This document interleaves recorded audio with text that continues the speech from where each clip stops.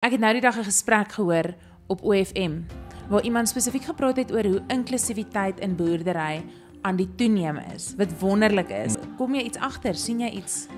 Ek dink ek doen. Ek het heelwat kliënte wat nou begin van vooraf en dis hulle ouers was nie in landbou nie.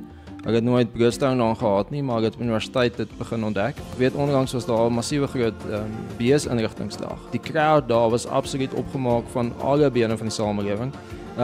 Almal was daar verteenwoordig en ek dink dit is goed want die ou wat daai dag deelneem is daar op Meriete. So hy moet werk om daar te kan wees.